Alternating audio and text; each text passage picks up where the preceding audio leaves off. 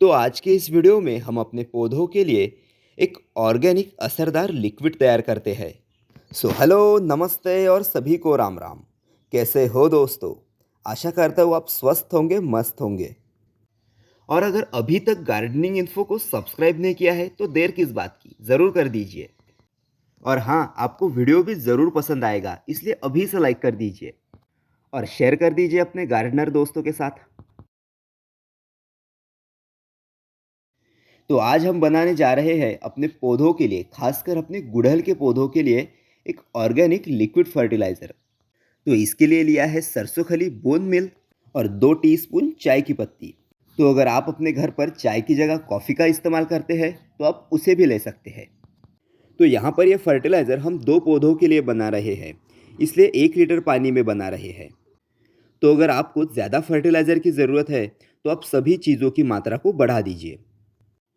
तो जैसा कि इसमें हमने बोन मील का इस्तेमाल किया है, इसलिए फर्टिलाइज़र जल्दी से मिक्स नहीं हो रहा। तो लिक्विड को अच्छे से मिक्स करने के बाद इसमें डालेंगे गोबर की खाद, लगभग 1 मुट्ठी के करीब। तो अभी हमारा लिक्विड फर्टिलाइज़र बनकर तैयार हो रहा है, पर इसके क्या बेनिफिट है और इस फर्टिलाइज़र को हमें पौधों पर कैसे इस्तेमाल करना है, इन सभी जानकारी के लिए आपको वीडियो को लास्ट तक देखना होगा।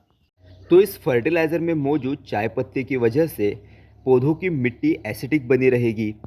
बोन मील पौधों के लिए फॉस्फोरस का काम करेगा और सरसों खली के होने से पौधों को पोटेशियम और फॉस्फोरस मिलेगा। और गोबर खाद में सभी मैक्रो और माइक्रो न्यूट्रिएंट्स रहेंगे, जो पौधों की अच्छी बढ़वार के लिए काम करेगा।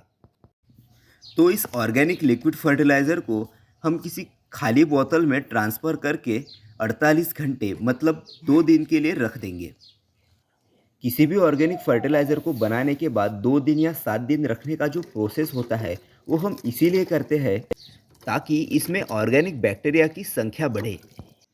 तो ये रहे हमारे गुड़हल के पौधे। इन दोनों पौधों की हमें जैसी चाहिए उतनी अच्छी ग्रोथ नहीं हो रही और पौधे डल दिखाई दे रहे हैं और साथ ही पौधों पर कलियां भी ना के बराबर ही है। जैसा कि पौधे पत्तियों से भरे होने चाहिए थे, पर पौधे खाली खाली दिखाई दे रहे हैं। क्या आपके भी पौधों के साथ ऐसी समस्या आ रही है?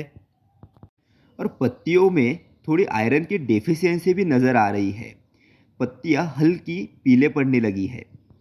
और इतनी समस्याएं क्या कम थी जो एक और आ गई। पौधों की कलियां गिरने की मतलब बर्ड ड्रॉप की भी प्रॉब्लम दिखाई दे रही है। यहाँ पर ये पिछले 2-3 दिनों से गिरी हुई कली होगी शायद। तो आपने अगर एक बात को नोटिस किया होगा तो हाइब्रिड गुड़हल के पौधे भी गुलाब के पौधों की तरह ही हेवी फीडर होते हैं। मैं यहाँ पर देसी गुड़हल की बात नहीं कर रहा। इसमें हमारे जो भी हाइब्रिड गुड़हल के पौधे होते हैं इसमें हमारे जो भी हाइब्रिड गुड़हल के पौधे होते हैं वो सभी पौधे हेवी फीडर प्लांट की लिस्ट में ही आते हैं, क्योंकि इन पौधों को भी अपनी अच्छी ग्रोथ के लिए और पौधे पर ज़्यादा से ज़्यादा कलियाँ खिलाने के लिए नए नए फर्टिलाइज़र की ज़रूरत पड़ती है।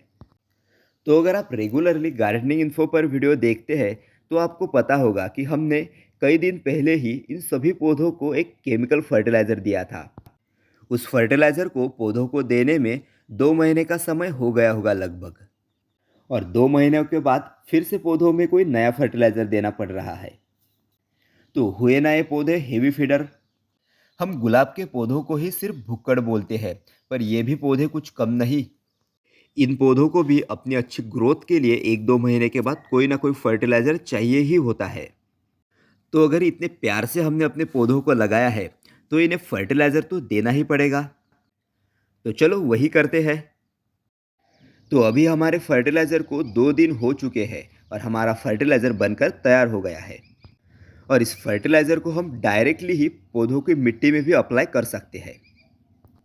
इस फर्टिलाइज़र में ऊपर से कोई भी पानी मिलाने की ज़रूरत नहीं। तो क्योंकि हमने फर्टिलाइज़र 2 दिनों के लिए ही रखा था, इसलिए फर्टिलाइज़र उतना ज़्यादा कंसंट्रेटेड नहीं है, इसलिए पानी नहीं भी मिलाएंगे तो भी चलेगा। तो ये फर्टिलाइज़र देने की वजह से पौधे पर जो भी समस्याएं होगी, पौधों की कलियां गिरना, पौधे की पत्ती हल्की सी पीले रंग में दिखाई देना या पौधे की उतनी ज़्यादा तेज़ी से ग्रोथ ना होना, तो पौधों की ये सभी समस्या अगले 20-25 दिनों के बाद आपको ख़त्म होती हुई दिखना शुरू हो जाएगी। और एक बात और, आप कहीं चैनल को सब्सक्राइब और वीडियो को लाइक करना भूल तो नहीं रहे? तो अपनी गार्डनिंग को करना चाहते हो और ज़्यादा आसान, तो सब्सक्राइब गार्डनिंग इन्फो और जुड़े रहे हमारे साथ ऐसे ही गार्डनिंग रिलेटेड कंटेंट के लिए।